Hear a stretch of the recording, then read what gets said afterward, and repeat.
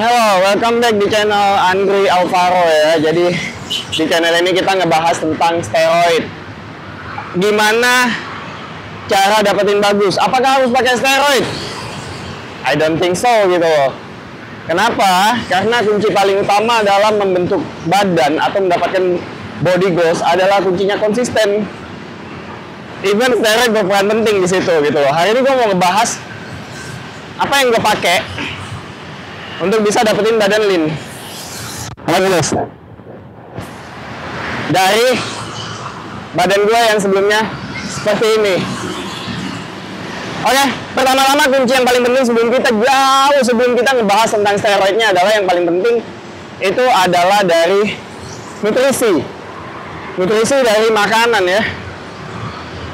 Kunci paling pertama adalah hindari cheat day atau cheat meal. Karena pada saat lu delta in a weeks lu over 10,000 kalori. Itu nggak akan semudah itu ngebakarnya di besok hari. Ya udah, gua besok fitness lari, doing cardio, everything is burn. Nggak kayak gitu. Focus on your diet and your goals gitu. Jadi itu akan memperkuat lu untuk nggak ngelakuin cheat meal. Itu dari sisi makanan. Yang kedua adalah dari makanan, fokus on strict diet yang udah ketat. Dan satu lagi, kebanyakan pemula itu menimbang makanan menggunakan aplikasi ya, Fitness-Pal. Nah, kelebihan kalori itu mereka yang dibuang itu dari protein, karena protein memiliki muatan kalori juga. That's important is a protein gitu, padahal dalam pembentukan massa otot dan mencapai body goal.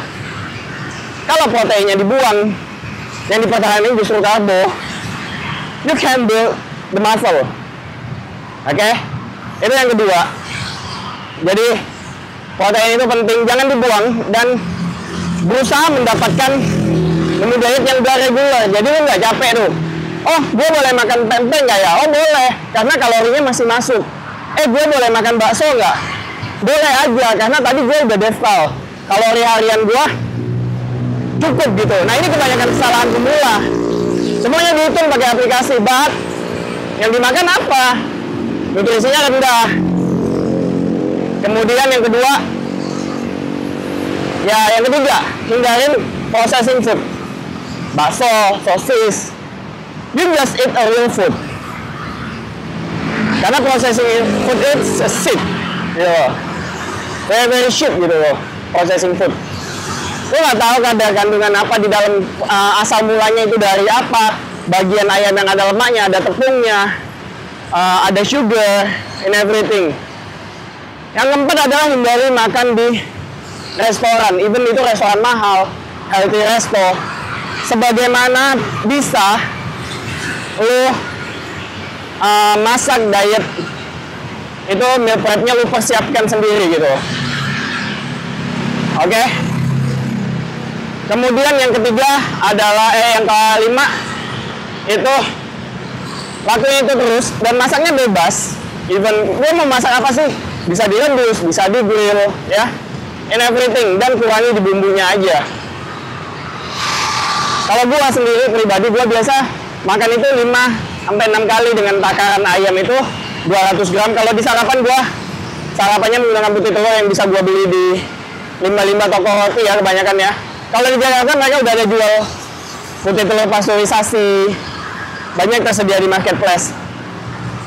Itu makanan. Gua nimbang nasi itu tergantung kebutuhan gua.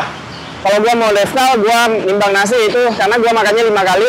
Gua nggak diet yang 1 kilo nasi, tapi gua makan 100 gram rice per meal gitu.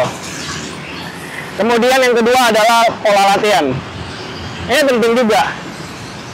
Ada dua yang pengen gue tekanin di sini yang perlu. Tadi makanan ada keluar 1.6. Gue mengkombinasikan IF, intermittent fasting, dengan diet nutrisi ya, seperti itu. Jadi penting juga IM itu membuat tubuh kita membakar lemak lebih banyak daripada biasanya. Gue stop makan itu di jam 6. Baru buka puasa setelah gue ngelakuin fasted cardio. Itu masuk dalam kategori latihan juga. Pasti cardio yang gue lakukan ya seperti ini doang, jalan doang. 30-45 menit until 1 hours. Tergantung akomodasi waktu yang gue punya.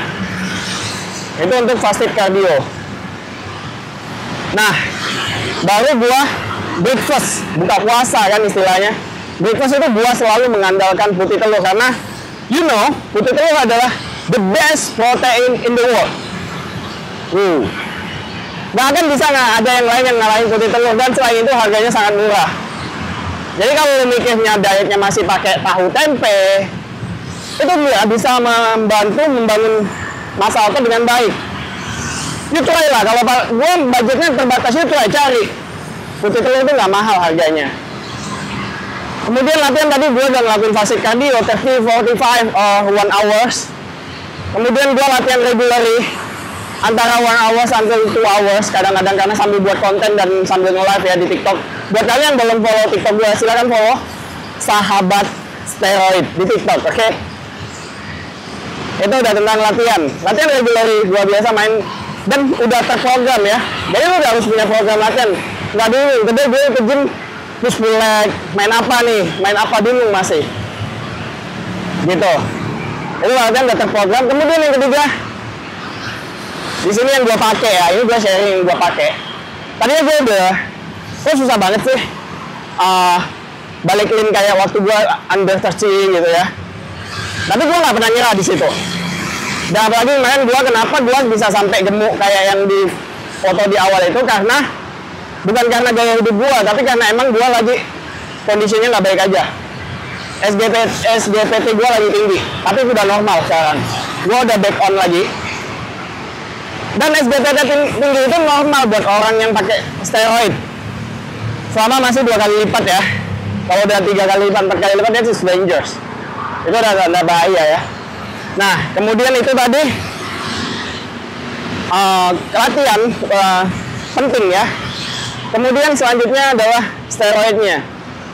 Di sini gue mulai rutin menggunakan HGH. Nah, pada saat gue cut kayak gini, gue ngabisin massa lemak kayak gini, gue fokus di HGH fragment ya. Kalau kalian mau lihat tentang HGH fragment, kalian bisa lihat di TikTok saya udah bahas itu detail di Sahabat Steroid. Bedanya HGH fragment dengan HGH somatropin, dan biasanya HGH fragment ini lebih fokus untuk pembakaran lemak.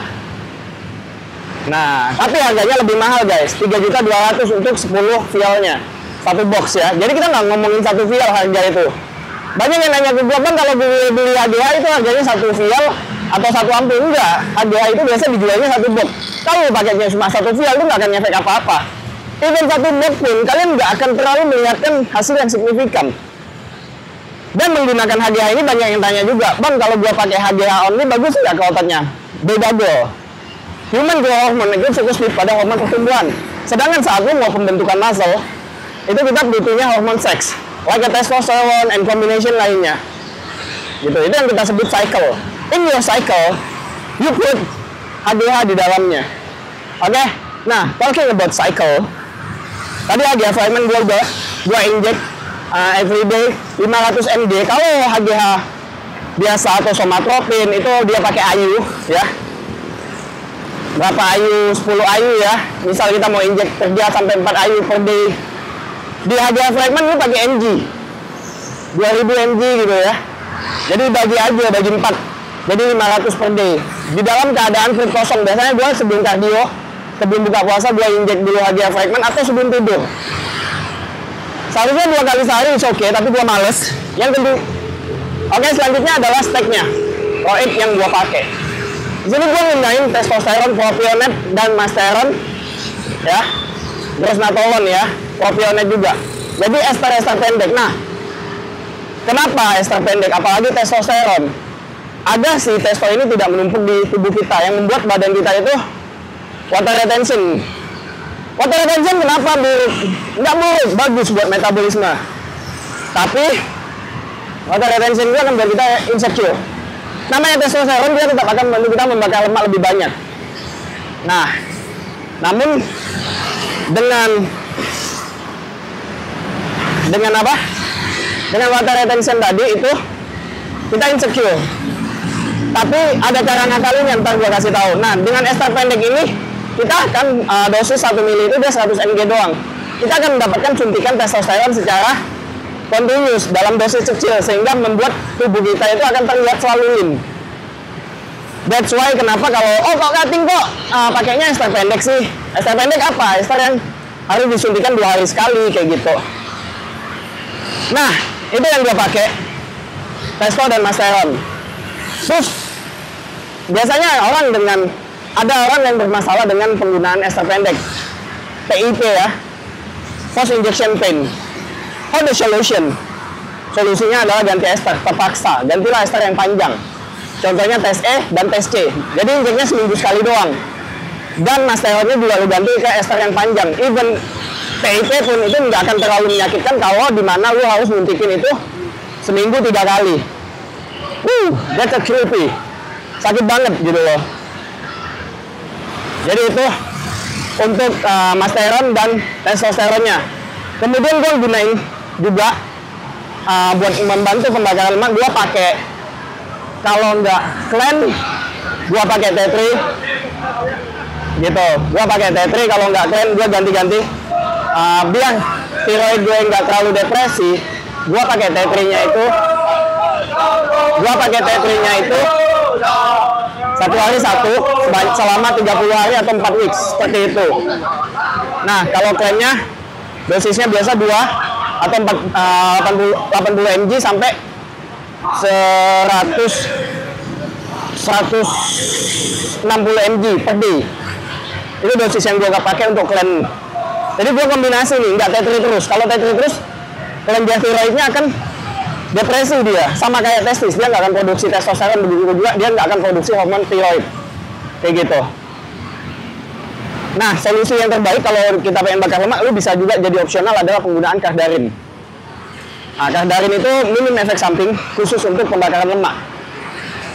Kemudian gue juga nambahin satu lagi jenis lagi, gue pakai Stano atau Winfrey injeknya. Tapi selama bisa di oral, kenapa harus diinjekkan? Oh, lebih toksik kalau di oral? Enggak, sama aja. It's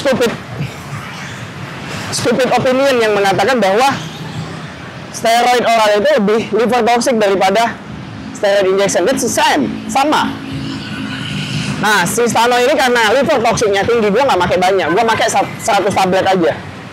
Dari dosis 2 tablet per day, per 10 day gue tingkatin ke 3. Habis itu turun lagi ke 10 day, turun lagi ke 2 tablet. Seperti itu dosis yang gue pakai dalam penggunaan Stano. Dan dalam sekitar 6 weeks, 7 weeks, or 8 weeks, gue lupa. And this is what we get.